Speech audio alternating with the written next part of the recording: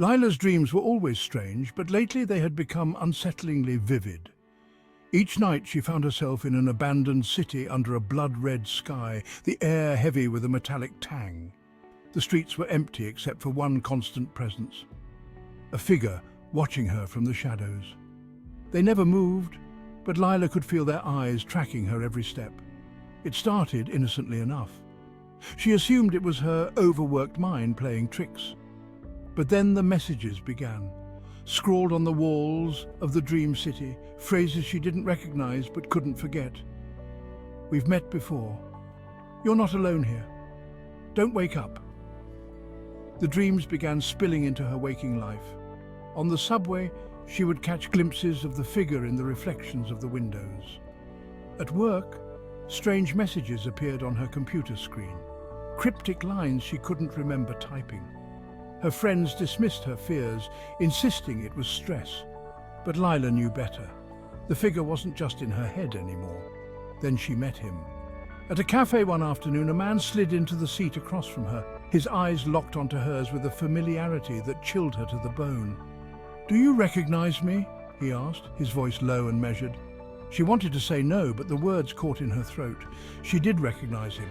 He was the figure from her dreams. "I've been trying to reach you," he said. "We share the same dream space. It's not random. There's something in you that brought us here, something you've forgotten." Lila's pulse quickened. She wanted to run, but his gaze pinned her in place. "You're lying," she whispered. He leaned closer, his voice dropping to a whisper. "Then why do you see me everywhere? Why do the dreams feel more real than the life you're living right now?" That night she didn't want to sleep, but exhaustion won. When her eyes closed, she found herself back in the crimson-skied city. But this time, it wasn't empty. The streets were filled with others, people she didn't know but felt she should. They moved in sync, their heads snapping toward her in unison as she walked. "Lila!" they called in distorted voices, overlapping and grating. "Come back to us!" The figure appeared again, stepping into the light for the first time. His face was hers, not similar, identical. "This isn't your world," he said, his voice resonating with hers in perfect harmony. "You've been living someone else's life. It's time to wake up." Lila jolted awake, gasping for air, but something was wrong. The world around her felt off. The colours were too sharp, the sounds too distant, and when she looked in the mirror, her reflection didn't blink. The realization hit her like a freight train. She hadn't woken up.